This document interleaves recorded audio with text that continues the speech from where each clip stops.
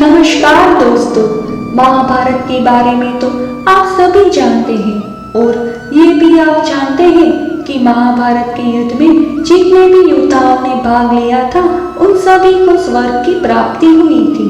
जिस प्रकार महाभारत में हर पात्र की अपनी एक कहानी है, उसी प्रकार एक कहानी महाभारत के सबसे चर्चित पात्रों में से एक शकुनी की भी है। महाभारत के युद्ध में मृत्यु के प्राप्त होने के पश्चात शकुनी को भी स्वर्ग की प्राप्ति हुई थी। किंतु क्या आप जानते हैं कि शकुनी को स्वर्ग क्यों मिला था और क्या थी शकुनी की कहानी? आज की इस वीडियो में हम आपको ये सारी बातें बताने वाले हैं, तो चलिए शुरू करते हैं। नमस्कार दोस्तों, माइथोलॉजिकल सृष्टि पर एक बार फिर से आपका स्वागत है। शकुनी महाभारत के एक ऐसे पात्र हैं जिन्हें लोग हमेशा घृणा और संदेह की नजर से ही देखते हैं, जो सदैव ही षड्यंत्र रचते हुए दिखाई देते हैं। महाभारत में शकुनी को हमेशा ही षड्यंत्र रचते हुए बताया गया है, लेकिन शकुनी के षड्यंत्र रचने के पीछे कहानी क्या थी? क्यों किया शकुनी ने ये सब? तो आइए जानते हैं। बात शुरू होती है गांधार से, जो वर्तमान में अफगानिस्तान में गांधार के नाम से प्रसिद्ध है। यहाँ के राजा थे राजा सुबल। राजा सुबल ही गांधारी और शकुनी के पिता थे। एक दिन राजा सुबल ने एक यज्ञ का आयोजन किया, जिसमें कई ऋषि मुनियों को आमंत्रित किया गया था। उस यज्ञ में एक ज्योतिष भी आए थे, जिन्होंने राजा सुबल को यह बताया कि उनकी बेटी गांधारी की किस्मत में ग्रह दोष है, जिसकी वजह से गांधारी का विवाह जिसके साथ होगा वह व्यक्ति विवाह के बाद मर जाएगा और गांधारी विधवा हो जाएगी। ये बात जानकर राजा सुबल अपनी पुत्री को लेकर बहुत ही चिंतित हो गए थे। राजा सुबल ने गांधारी का भविष्य सुधारने हेतु गांधारी का विवाह एक बकरे के साथ कर दिया और फिर उस बकरे की बलि चढ़ा दी गई, ताकि उनकी बेटी के सर से दोष हट जाए।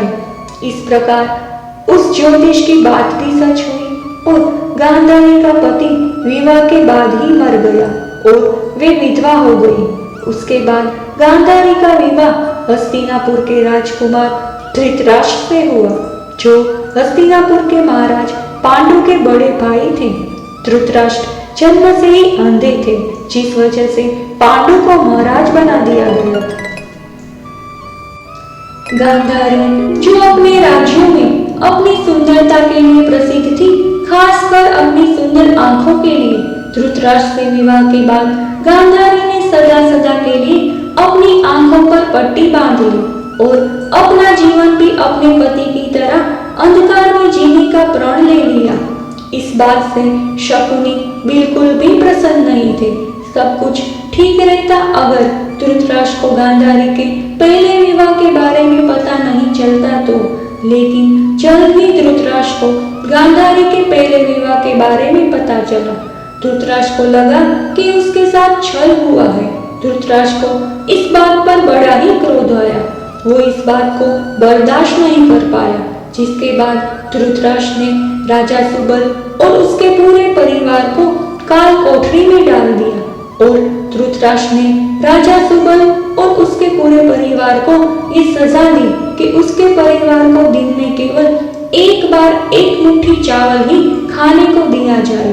लेकिन एक मुट्ठी चावल से पूरे परिवार का पेट कैसे भरता, ये सोचकर ही ये दंड दिया गया था कि वे सब मर जाए। राजा सुबल ने सोचा, इस प्रकार तो मेरा पूरा परिवार ही नष्ट हो जाएगा। तब राजा सुबल को एक उपाय सूझा।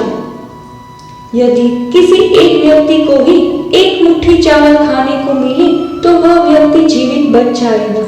इस प्रकार उसका कुल भी समाप्त नहीं होगा। लेकिन वह कौन होगा? खुद राजा सुबल, उनका पुत्र या कोई और? तब राजा सुबल ने अपने बेटों की परीक्षा ली, ये जानने के लिए कि कौन सबसे ज्यादा बुद्धिमान है, जो अपने परिवार का बदला ले सके, क्योंकि वे जानते थे कि अब उनका अंतिम समय आ गया है। राजा सुबल ने एक हड्डी ली और अपने पूरे परिवार परिवार को उस हड्डी में एक धागा डालने के लिए कहा, लेकिन सभी इस काम में असफल हो गए। लेकिन शकुनी ने धागे के एक ओर अन्न का दाना बांधा और दूसरी ओर एक चींटी को अन्न का पीछा करते हुए। चींटी एक ओर से दूसरी ओर चली गई और चींटी के साथ धागा भी हड्डी के एक ओर से दूसरी ओर चला गया। इस प्रकार सबसे छोटे राजकुमार ने अपनी बुद्धिमानी दिखाई और पूरे परिवार ने अपना प्रतिशोध लेने के लिए उसी को चुना और पूरे परिवार में वे ही बच गए। शकुनी ने एक एक करके अपने पूरे परिवार को मरते हुए देखा और अंत में अपने पिता को। जब राजा सुबल अपनी अंतिम सांसें ले रहे थे, तब उन्होंने धृतराष्ट्र से शकुनी को आजाद करने की विनती की और धृतराष्ट्र ने शकुनी को आजाद कर दिया। शकुनी के द्वारा ही कौरवों को महाभारत के युद्ध में धकेला गया। शकुनी ने वही किया जिसके लिए उसके परिवार ने अपनी जान देकर उसको बचाया था। अपने पूरे परिवार की मृत्यु का बदला लिया, जिसकी वजह से महाभारत के युद्ध में धृतराष्ट्र ने अपने सभी पुत्रों को खो दिया। आज शकुनी को कोई भी अच्छे इंसान के रूप में नहीं देखता। शकुनी ने जो भी षड्यंत्र रचे, वे पूरे परिवार की मृत्यु और गांधारी पर हुए अन्याय का बदला लेने के लिए किए थे। और केरल में शकुनी के सम्मान में एक मंदिर भी बनवाया गया था। शकुनी को मृत्यु के पश्चात स्वर्ग भी मिला था। तो दोस्तों, ये थी कहानी शकुनी की और क्यों शकुनी ने षड्यंत्र रचे और वो किस कारण बने महाभारत के युद्ध के सूत्रधार। उम्मीद करते हैं आज का ये वीडियो आपको जरूर पसंद आया होगा। धन्यवाद।